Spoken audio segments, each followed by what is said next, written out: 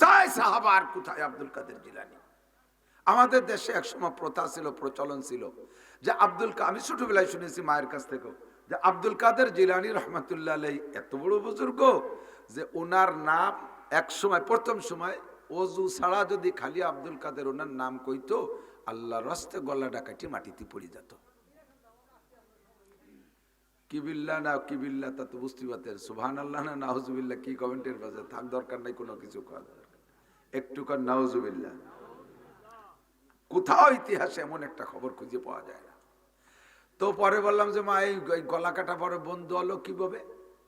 কই মানুষ এসেছে ওই একটু গাফেল হয়ে গেছে, সে খুব বেশি কয়ে শুরু হচ্ছে বিদায় আল্লাহ তাআলা একটু ছাড় দেছে, এখন গলা কাটে না, গায়েতে একটা লোম পড়ে যায়। তা গায়েতে একটা লোম পড়ে যায়, একটা লোক যদি 50 বছর পর্যন্ত ডেলি 2000 বার আব্দুল কাদের আব্দুল কাদের আব্দুল কাদের বিনিয়োগ যদি কয়, তাহলে ও সারা গা পড়িয়ে নাড়িয়ে যাওয়ার কথা না? তা তো হয় না। আমরা তো সেই ছোটবেলাতে বলতে বলতে আসতে অজু কয় সময় থাকে। সাহাবাদের নামও বিনিয়োজতে নিলে এরকম হয় না, নবীদের নামও বিনিয়োজতে নিলে কোনো কালে কোনো নবীর নাম, আমার নবীর চেয়ে বড় নবী তো আর আসে নাই, তার নামও বিনিয়োজতে নিলে কোনোদিন গলা কাটে নাই, এখনো গাইতে একটা লোম পড়ে না। আব্দুল কাদের জিলানী রহমাতুল্লাহ আলাইহির নাম নিলে গলা কাইটে যায় তো আর লোম পড়ে যায়। এই যে যে বানাওটি ফালতু কথাগুলো বয়াতিরা কয়, ফাসাউফা তারা ইজান কাশাফাল গুবারো আবার আসুন তাহাতা রিজলিকা আম হেমারো। ও গানের বয়াতিরা, বাউলরা, যেদিন অন্ধকার কেটে যাবে সেদিন তুমি বুঝবা তুমি ঘোড়ার পিঠে বসে বলতেছো না গাদার পিঠে বসে বলতেছো।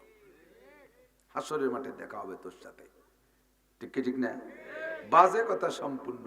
আরো গল্প কয়, আব্দুল কাদের কি কয়, আল্লাহ ওয়াইস করনি, নাম শুনছেন নাকি? ওয়াইস করনি রহমাতুল্লাহ আলাইহি, উনি সাহাবা না, অথচ রসুলের যুগের মানুষ। এই যুবক যারা আব্বা মার প্রতি গাফেল, খেয়াল রাখবি। গত রাত্রে আমার মা থাকে ঢাকা, বড় ভাইয়ের কাছে রয়েছে। এই শীতের সময় গ্রামে শীত বেশি বিধায় আমার বড় ভাই নিয়ে যায়।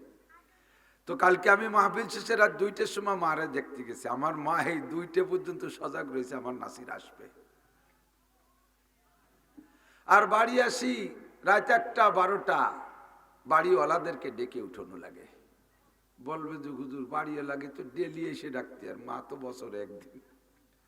মা বছরে একদিন না, আমার জন্মের থেকে মা আমার বড় হওয়া পর্যন্ত প্রায় 20-22টা বছর পর্যন্ত আমার মা ঘুমাইনি, আমার অপেক্ষায় থাকতো। তখন ডাক দিছি, মা কয় তুমি আসছো আব্বু? বাবা, বাবা কয় বাবা তুমি আসছো? জি মা। আমারে হাত নিয়ে একেবারে পোলাপানের মতো কোলের সাথে জড়াই ধরছে। একটু ছোট হয়ে গেছে আমার মা, 10-12 কেজি হবে মনে হয় ওজন, এরকম ছোট হয়ে গেছে। বুকের সাথে জড়াই ধরছে কোলে, আমার হাতটা ধরে চুমো দিচ্ছে। আমি টাকা দিছি, মা টাকাটা ধরে চুমো দিয়ে বালিশের নিচে থুইছে। আমার মুখ খান আজ দেখতেছে, কয় তোর মুখ তো শুকিয়ে গেছে বাবা, তুমি খাও না? তোমার মানুষ ভাত কম দেয়? এইগুলো জিজ্ঞেস করতেছে। আমি মা দেয় তো অনেক, খাতি পারি না তো, খাটনি জ্বালায় খাওয়া বন্ধ কমিয়ে গেছে, না সাইডে খাইও, বেশি দিন থাকতে পারবো না না খালি। এই মার বয়স 90-এর উপরে, এই বুদ্ধি আমারে দেয়, এর নাম মা। আল্লাহ ওয়াইস করনি রহমাতুল্লাহ আলাইহি, মা বৃদ্ধ মা ঘরে থাকার কারণে মায়ের খেদমতের ত্রুটি হবে ভয়তে নবী আলাইহিস সালাতু ওয়াস সালামের জীবদ্দশায় মুসলমান হওয়া সত্ত্বেও নবীকে দেখতে যাইতে পারে নাই। নবী আলাইহিস সালামের কাছে খবর পাঠিয়েছেন, হুজুর আমার ঘরে বৃদ্ধা মা যে কোনো সময় মরে আর বাঁচে, আমি এই মাকে রেখে আপনাকে একটু দেখতে আসতে চাই, আপনার মতামত কি? নবী পাক আয়াত শুনাই দিলেন, ওয়াকাদা রাব্বুকা আল্লা তা'বুদু ইল্লা ইয়াহু। এ দুনিয়ার মুসলমান জেনে নাও, আল্লাহ পাক রব্বুল আলামিনের শিরোধার্য চির সিদ্ধান্ত হলো সর্বহালাতে ইবাদত করবা একমাত্র আল্লাহর, আল্লাহ ছাড়া আর কাহারও ইবাদত করবা না। মাবুদ একমাত্র, জোরে বলেন কে? আল্লাহর পরে এই সম্মান পাইতে হলে আমি নবীরও আগে যার যেমন মা বাপ থাকুক না কেন, মূর্খ বাপ থাকুক, মূর্খ মা থাকুক, অশিক্ষিত মা বাবা থাকুক, আর যেমনই মা বাবা থাকুক না কেন, ওয়াবিল ওয়ালিদাইনি ইহসানা, আল্লাহর পরে, আল্লাহর ইবাদতের পরে সম্মান পাইতে হলে সর্বশ্রেষ্ঠ সম্মান নবীরও আগে পাবে তোমার আব্বা মা। ওয়াদামাত বারাকাতুহুমুল আলিয়া ওয়া আতালাল্লাহু উমরা ওয়া বারাকাল্লাহু ফি হায়াতিহি। সবাই বলেন আমিন। অন্যান্য উলামায়ে কিরাম, আইম্মায়ে মাসাজিদ, মাদ্রাসার আজিজ আমতুলাবা, প্রাণপ্রিয় দেশবাসী, যথেষ্ট শীত, মাঘ মাস, শীতের সময় শীত হওয়াটাই উচিত। প্রত্যেকের ঘরে কম বেশ যার যার তৌফিক অনুযায়ী শীত বস্ত্রের ব্যবস্থা রেখেছেন। লেপ হোক, কম্বল হোক, কাঁথা হোক, যা দিয়ে হোক, সকলেই মোটামুটি রাতের বেলা একটু গরম হয়ে ঘুমাতে পারি এতটুকু ব্যবস্থা। ধনী গরিব সকলেরই ব্যক্তি পার্থক্যে ব্যবস্থা আছে। আর শীতের রাত্রে আরামের বিছানায় লেপের নিচে যে ঘুমাইতে সকলেরই মনে চায়। আর ঘুমের সময়টাও শুরু এখন থেকেই। একান্ত কুলাঙ্গার পাঙ্কুপুঙ্কু যারা চার দোকান, গাজার আড্ডা, ফালতু গল্পের আড্ডা, এ দুই চারটে সারা রাতে শিয়ালের মতো টোটরি বেড়ায়, ওগুলো আম্মাবাদ ও হিসেবের বাইরে।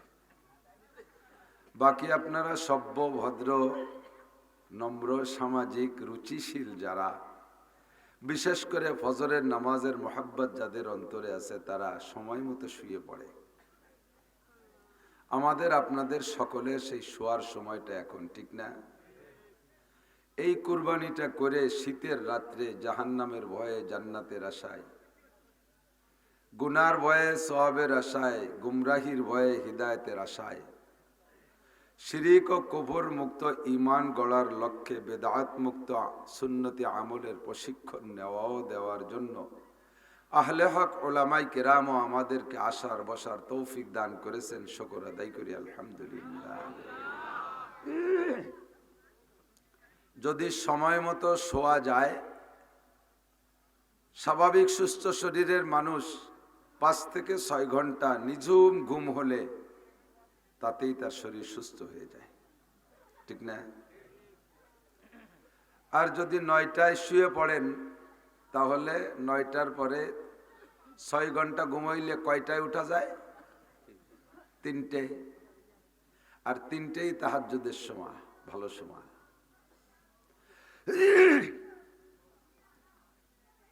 আর যদি আর একটু পরে ঘুমান, 10টা, 9:30 পরে 10টা বাজতে যাচ্ছে, 10টায় ঘুমান, তাহলে 4টে, তাও তাহাজ্জুদের সময় থাকে। একটু উঠে কষ্ট করে তাহাজ্জুদ পড়া, এরপরে ধরেন শুয়ে ঘুমাইছেন 6 ঘন্টা, ঘুমের থেকে উঠেই তো লাইব্রেরি ছেড়ে তো উঠা যায় না। পাবলিক কৃষক মানুষ, সারাদিন পিএসটিএস লাগাই কষ্ট হয়েছে, রাতভর ঘুমাইছেন, ঘুমের মধ্যে যথেষ্ট কষ্ট হয়। কিন্তু ঘুম কিন্তু একেবারে শুধু আরাম যে তা না। দেখেন ঘুমানোর পরে গরমকালে ঘুমাইছেন ঠান্ডা বাতাস নিতে নিতে, শেষ দিক যাইয়া ঘুমোতে ঘুমোতে আর ঘামিয়ে টামিয়ে করে ভিজে যায়, তাতে বোঝা যায় যে ঘুমের মধ্যে কষ্ট হয়। আমার এক ছোটবেলার এক বাল্য বন্ধু, সকালবেলা আমি ফজরের নামাজ পড়ে যে তারা ডাকতেছে, এই অমক ওঠ। নাম করলাম না, কারণ ইউটিউবাররা তো ওত পাইতে বসে রয়েছে। সে এখন বড় উকিল, জসকোটের ভালো মানের উকিল। এই অমক ওঠ। তো কয়, জি ভাইজান আমি তো সজাগ। তা শুয়ে রয়েছিস? কয়, ঘুমিয়ে কষ্ট হয়ে গেছে বলে শুয়ে শুয়ে রেস্ট নিচ্ছি। ঘুমাইয়া কষ্ট হয়ে গেছে, শুয়ে রেস্ট নিচ্ছি। তো 6 ঘন্টা ঘুমানোর পর একটু রেস্ট নেওয়ার জন্য আধা ঘন্টা গড়াগড়িও যদি করেন, 1 ঘন্টা গড়াগড়িও যদি করেন, তবুও ফজরের নামাজ সময় মতো উঠে পড়া যায়। সাহাবায়ে কেরামদের নামের উপরে আমাদের তো কোনো চুলকানি নাই, একটু কথা কন না। কোন সাহাবা সম্পর্কে আপনার সমস্যা আছে নাকি? যে কোনো সাহাবা সম্পর্কে আমার মন্তব্যের আকলও নাই, আমার সেই যোগ্যতাও নাই, আমার সেই জুরআত, আমার বাহাদুরিও নাই, সাহস পাই না। কোথায় সাহাবার, কোথায় আমি?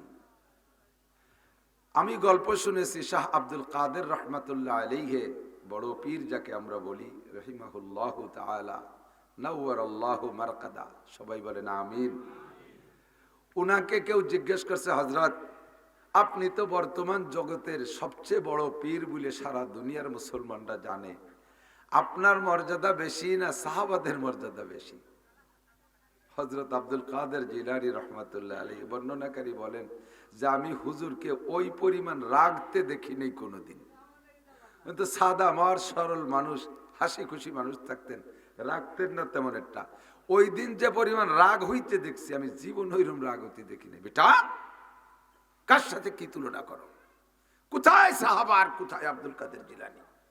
আমাদের দেশে একসময় প্রথা ছিল, প্রচলন ছিল যে আমি ছোটবেলায় শুনেছি মায়ের কাছ থেকেও যে আব্দুল কাদের জিলানী রহমাতুল্লাহ আলাইহি এত বড় বুজুর্গ যে ওনার নাম এক সময় প্রথম সময় ওযু ছাড়া যদি খালি আব্দুল কাদের ওনার নাম কইতো আল্লাহর রাস্তে গলা ডাকাটি মাটিতে পড়ে যেত।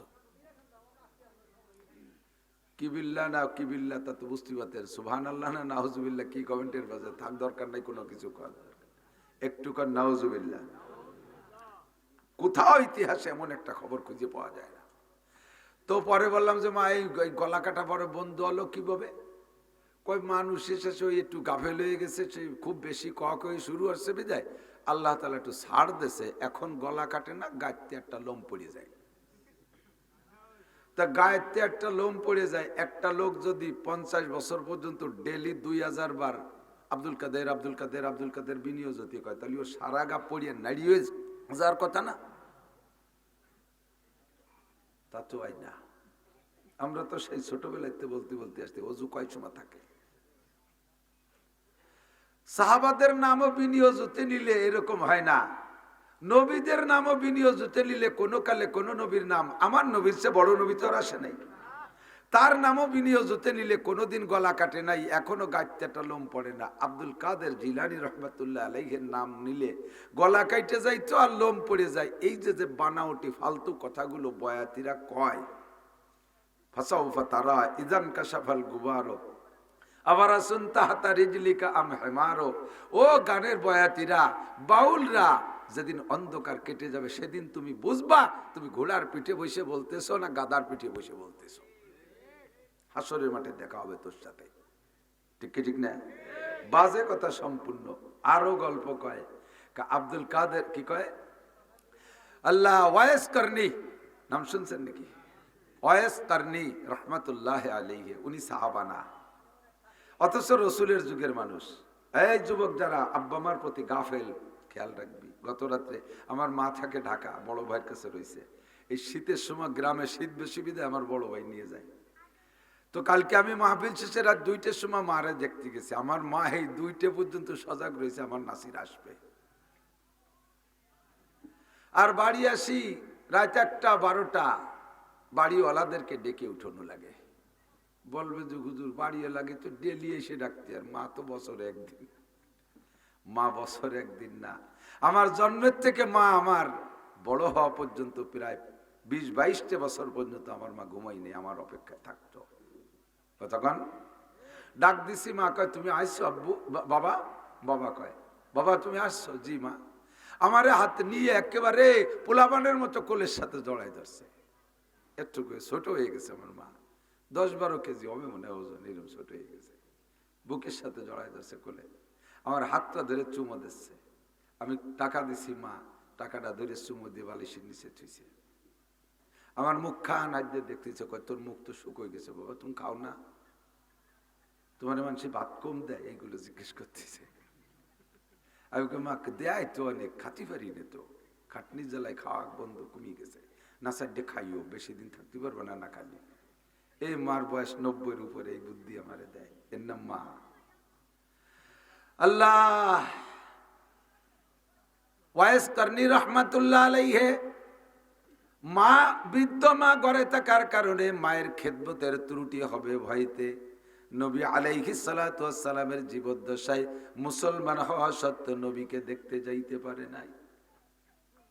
নবী আলাইহিস সালামের কাছে খবর পাঠিয়েছেন, হুজুর আমার ঘরে বৃদ্ধা মা যে কোনো সময় মরে আর বাঁচে, আমি এই মাকে রেখে আপনাকে একটু দেখতে আসতে চাই, আপনার মতামত কি?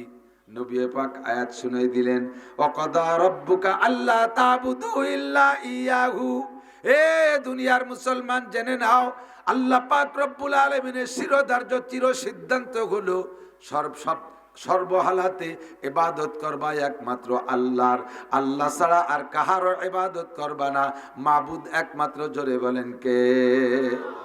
আল্লাহর পরেই সম্মান পাইতে হলে আমি নবীরও আগে যার যেমন মা বাপ থাকুক না কেন, মূর্খ বাপ থাকুক, মূর্খ মা থাকুক, অশিক্ষিত মা বাবা থাকুক, আর যেমনই মা বাবা থাকুক না কেন, ওয়াবিল ওয়ালিদাইনি ইহসানা, আল্লাহর পরে, আল্লাহর ইবাদতের পরে সম্মান পাইতে হলে সর্বশ্রেষ্ঠ সম্মান নবীরও আগে পাবে তোমার আব্বা মা। কাজী তুমি মায়ের খেদমতে থাকো, আমাকে দেখা লাগবে না। ওয়াইস করনি রহমাতুল্লাহ আলাইহি মায়ের খেদমতে কিসসা জানেন অনেকে, আমার এসে গেলে বলি চলে যাব। ওয়াইস করনি রহমাতুল্লাহ আলাইহি মায়ের খেদমতে থাকার কারণে নবী পাককে দেইখা সাহাবী হওয়ার সম্মান নিতে পারেন নাই। সাহাবী হওয়ার সম্মান কেমন ভালো করে বুঝবেন। এক নম্বর সাহাবা সিদ্দিক আকবর আবু বকর রাদিয়াল্লাহু তাআলা আনহু, বলেন রাদিয়াল্লাহু আনহু।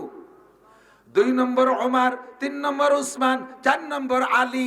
এমন করে রোল নাম্বার বসাইতে বসাইতে যেই সাহাবার রোল নাম্বার হবে 1,25,000 বা 24,000। আমরা বলে থাকি 1.25 লক্ষ সাহাবা নবী রেখে দুনিয়া থেকে বিদায় নিয়েছেন। এই 1.25 লক্ষ রোল নাম্বার যেই সাহাবা একেবারে মাত্র হুজুরকে দেইখা কলেমা পড়ে চলে গেছে, আর একটা মিনিটও নবীর সামনে দাঁড়াই নাই, অতি অল্প সময় দিয়া সাহাবী হয়ে চলে গেছে। ওই লোকটা ঈমানের সাথে বরণ করেছে। এই লোকটা হলো 1.25 লক্ষ নম্বরের সাহাবা। আল্লাহু আকবার। 1.25 লক্ষ নম্বরের সাহাবার যে মর্যাদা, সাহাবার পরে সারা দুনিয়ার সমস্ত ওলি আল্লাহকে এক পাল্লায় রাখলো সেই মর্যাদা হবে না। এই ওয়াইস করনি রহমাতুল্লাহ আলাইহি এত বড় সম্মান হাতে ধরে ছেড়ে দিয়েছে শুধু মায়ের খেদমতের জন্য। দোস্ত যুবক, তোমার ঘরে মা থাকতে তুমি মাকে মা কয়ে ডাকতে লজ্জা পাও, শাশুড়ির পিছনে বাসুরির মতো হেম্বা হেম্বা করতে তালে যাও। শাশুড়ির আম্মার জেকের শুরু করে দিতে মুখ দিয়ে ফেনা উঠে যায়, আছে না নাই? কথা কর না কেন? আব্বারে আব্বা কতি পারে না, শ্বশুরে আব্বা কতি কতি গেজা উঠই বেলে মুখ দিয়ে। কপাল পড়ছে তোমার জন্মের পোড়া। আল্লাহ নবী বলেন সালাসাতুন কদ হারামাল্লাহু আলাইহিমুল জান্নাহ, 3 জনের জন্য জান্নাত হারাম। বলেন কয়জন? জোর হলো না? এই 3 জনের জন্য জান্নাত হারাম। শুনেন নাই, খেয়াল করে কি কইছি? 3 জনের জন্য জান্নাত হারাম। সাহাবায়ে কেরাম বললেন মান হুম ইয়া রাসূলুল্লাহ লাইসা শাদুর আল্লাহ ইলাহা ইল্লাল্লাহ। হুজুর তারা কারা? ওই 3 জন কে কে একটু বলবেন? তারা কি কলেমা পড়া মুসলমান না কাফের? হুজুর বললেন বালা ইয়াসুমুনা ওয়া ইয়াহুজ্জুনা ওয়া ইউসাল্লুন। শুধু মুসলমানই না, কলেমা তো পড়বেই পড়বে, হয়তোবা তাদের মধ্যে কেউ রোজাও রাখে, কেউ নামাজও পড়ে, কেউ হজও করে, এমন বড় বড় আবেদও থাকবে। তারপরেও তাদের 3 জনের জন্য জান্নাত হারাম। 1 নম্বরে মুদমিনুল খামার, 1 নম্বরে যারা নেশাখোর, 1 নম্বরে যারা নেশাখোর, মদখোর, গাঁজাখোর, এবাখোর, ফেন্সিডিল, হিরোইন, তাড়ি বিড়ি খাইয়া নেশাগ্রস্ত হইয়া আসো। বিনা তওবায় যদি মারা যাও বন্ধু, তোমার মরণের সময় কলেমা নসিব হবে না। আর মরণের সময় যদি কলেমা নসিব না হয় তাহলে তোমার খেলা ফাইনাল। আল্লাহ নবী বলেন মান কানা আখিরু কালামিহি লা ইলাহা ইল্লাল্লাহ ফাদাখালাল জান্নাহ। যার জীবনের শেষ কলেমা হবে লা ইলাহা ইল্লাল্লাহ, ওই লোকটা জান্নাতে যেন চলিয়েই গেল। জোরে কন্যা সুবহানাল্লাহ। মরণের সময় কলেমা হওয়ার দোয়া আমরা সবাই করি, আলেমে করে, পিসাব করে, সবাইরা করে। নবী পাকও দোয়া করেছেন আমার যেন আখেরি কলেমা লা ইলাহা ইল্লাল্লাহ হয়। এই কলেমা পাইতে হলে তোমাকে সকল প্রকার নেশা থেকে তওবা করতে হবে। অবৈধ নেশা, বলেন অবৈধ নেশা থেকে। নামাজের নেশা হয়ে গেছে তাই বলে তাই ছেড়ে দিতে হবে নাকি? নামাজেরও কিন্তু নেশা হয়। পড়তে পড়তে অভ্যাস হয়ে গেলে অজু বানাইলেই 2 রাকাত না পড়লে ভালো লাগে না। কথায় কথায় ইসা যায়, কষ্ট হচ্ছে আপনাদের। আমি টানতে টানতে আবার গোড়ার দিক চলে যাবো, ভয় না, ইনশাআল্লাহ আমার মনে আছে। নামাজের নেশা হইয়া যায়, হযরত আলী রাদিয়াল্লাহু তাআলা আনহু বলেন, আমার যখন আল্লাহর সাথে গল্প করতে মনে চায়, আমার সাথে আল্লাহ যখন আল্লাহর সাথে গল্প করতে মনে চায়, আল্লাহর সাথে গল্প, আসসালাতু মিরাজুল মুমিনিন, আমরা বলে থাকি আসসালাতু মিরাজুল মুমিনিন, ঘটনা কিন্তু একেবারে অসত্য নয়। নামাজ হলো মুমিনের জন্য মেরাজের মতো। নবী পাক আল্লাহর কাছে আরশে আজিমে যাইয়া সামনে দাঁড়ায় কথা কইছে, সামনে বসে গল্প করেছে। আমরা নামাজের মধ্যে দাঁড়ায় আল্লাহর সাথে গল্প করি। হযরত আলী বলেন, যখন আমার আল্লাহর সাথে গল্প করতে মনে চায় তখন আমি বুঝি। কয় কিভাবে বোঝেন? কয় তখন আমার নামাজ পড়ার ইচ্ছা হয়। কোন সুবহানাল্লাহ। তখন আমার নামাজ পড়ার ইচ্ছা হয়, তখন আমি নামাজে দাঁড়াই, তখন বুঝি যে আবার এখন আল্লাহর সাথে গল্প করতে মনে চাইতেছে। কিরাত পড়ি আলহামদুলিল্লাহি রাব্বিল আলামিন আর রহমানির রহিম। এই কথাগুলো কারে কয়? আল্লাহরে কয় না?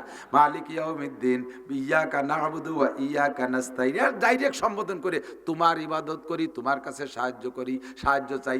এই কথাটা বলতে গেলে আর সামনাসামনি মনে হয় না? এই ইয়াকা কারে কয়? একজন ডাকা রয়েছে, তারে এই জায়গা ফাঁকা ফাঁকা কই, তোরে চুলি ফেলাই দিলাম, তোরে মারলাম, তোরে কিলেলাম, ঘুষলাম, তোরে টাকা দিলাম, পয়সা দিলাম, তোরে একটা সুমো দিলাম, তার সাথায়ও চলছে। এ কথা তোরে তোরে বা তোমারে তোমারে কইতে সামনে বসে কওয়া লাগে, ঠিক না? আল্লাহকে সামনে নিয়ে কই ইয়াকা না'বুদু ওয়া ইয়াকা নাস্তাইন। আবার কলাম ইহদিনাস সিরাতাল মুস্তাকিম, তুমি আমারে সিরাতে মুস্তাকিম শিখাও। তাহলে সামনে নলে এরকম কোয়া যায়? সিরাতাল্লাযীনা আন'আমতা আলাইহিম, আল্লাহু আকবার। এমন করে যত জায়গা আছে কোরআন শরীফ, সব কোরআন শরীফ আল্লাহর কালাম। নামাজের মধ্যে দাঁড়ায় আল্লাহর সাথে গল্প করি আমি, আমার এরকম নেশা হয়ে যায়। আল্লাহু আকবার। আর একটা কথা বলে নেই, এবার হযরত আলী বলেন, আল্লাহ যদি আমার সাথে গল্প করতে ইচ্ছা করে তাও আমি টের পাই যে আমার আল্লাহ আমার সাথে এখন কথা কইতে চাইতেছে, আল্লাহ আমার সাথে গল্প করতে, এটা আমি টের পাই। কে টেলিফোন করে নাকি? ভিতরে ভিতরে আমার মধ্যে 7 জাগে আমি কোরআন শরীফ পড়বো, আমার কোরআন শরীফ পড়ার নেশা আসে। তখন আমি মনে করি, বুঝি যে আমার আল্লাহ আমারে ডাকতেছে, আলী আয় তোর সাথে একটু গল্প করব। আমার এদের কোরআন পড়তে লাগাই দেয়। এইটা হলো আমার আল্লাহ আমার সাথে গল্প করে, আর আমি আল্লাহর সাথে গল্প করি নামাজের মধ্যে দাঁড়াইয়া কিরাত পড়ি। হযরত আবু হুরায়রা রাদিয়াল্লাহু তাআলা আনহু বলেন, নবী পাক বলেন, আমি মেরাজের রাতে, এই রজব মাসে মেরাজ হয়েছিল। অধিকাংশ মুফাসসিরিন মুহাদ্দিসিনদের রায়, অন্য মাসের রিওয়ায়াতও আছে, নবী আলাইহিস সালাম এই মাসে মেরাজে গিয়েছিলেন। জান্নাতের মধ্যে হাঁটতেছেন, হাঁটার ভিতর দিয়ে দেখে হাঁটার মধ্যে কোনো শব্দ নাই, ডানে বামে সব নীরব নিস্তব্ধ। হুররা দাঁড়িয়ে আছে, নীরব অনার করতেছে, গেলমানরা নীরবে অনার করতেছে, জান্নাতে বিভিন্ন প্রকার সুদর্শন প্রাণীরা নীরবে অনার করতেছে, কোনো সাড়া শব্দ নাই। হুজুর হাঁটতেছেন, কখনো সামনে কখনো পিছনে, চটচট করে একটা শব্দ আসতেছে কানে। স্যান্ডেল বা খড়ম পাই দিয়ে হাঁটলে যেমন চটার চটার শব্দ হয়, ওইরকম একটা শব্দ আসতেছে। নবী পাক জিবরিলকে জিজ্ঞেস করলেন, জিবরাইল, এই নীরব নিস্তব্ধ পরিবেশে এই আগে পিছে ডাইনে বামে কখনো কখনো বিভিন্ন দিকে আশপাশ থেকে একটা শব্দ আসতেছে, আইয়ুসাউতিন হাজি, শব্দটা কিসের শব্দ রে জিবরাইল? জিবরাইল কয়, হুজুর হাজা খুবুকুনা লাই বিলালিক, এইটা অন্য কোনো শব্দ না, এইটা আপনার বিলালের খড়মের আওয়াজ। মানুষ আওয়াজ শুনতে দিতে পায় না, সময় মতো একটু সুবহানাল্লাহ কবে তা কয় না। কাল সকালে কইেন, ঠিক আছে? সুবহানাল্লাহ কবে কবেন? এখন কবেন? বলেন সুবহানাল্লাহ।